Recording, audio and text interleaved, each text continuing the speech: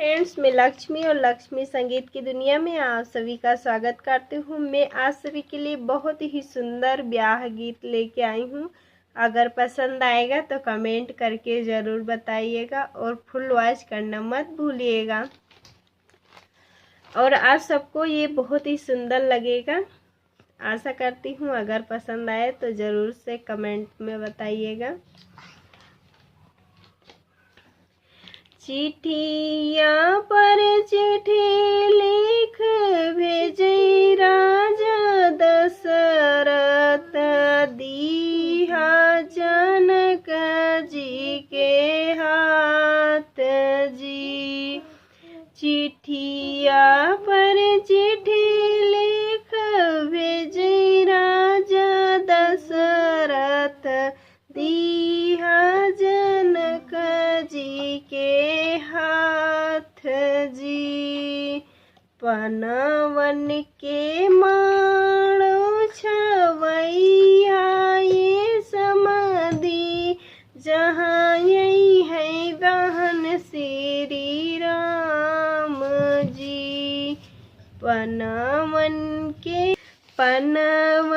के माणो छवैया ये समाधि, जहाँ यही है बहन श्री राम जी।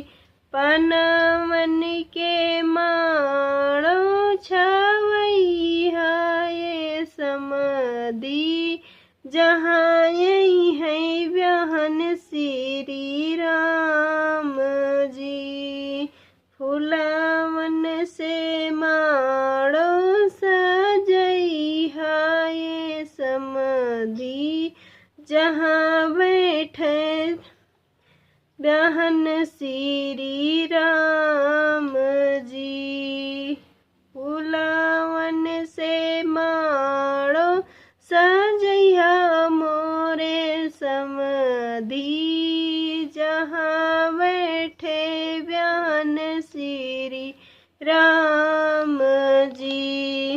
यतना बचन जब सुनिले सीता, धरिली मैया लगे जाए जी।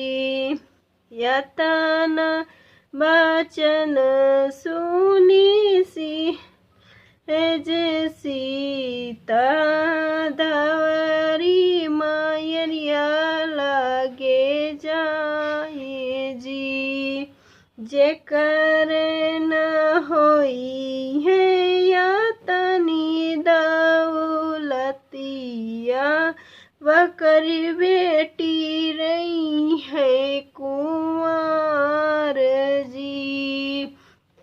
जेकर न होई है यातनी दौलतिया, वकर बेटी रही है कुंवर जी। जानी बेटी रोवा हो, जाने बेटी झंखा, जानी माने करहु उदास। जाने बेटी रोवा हो, जाने बेटी झंखा, अब ही तो दादा बैठे आ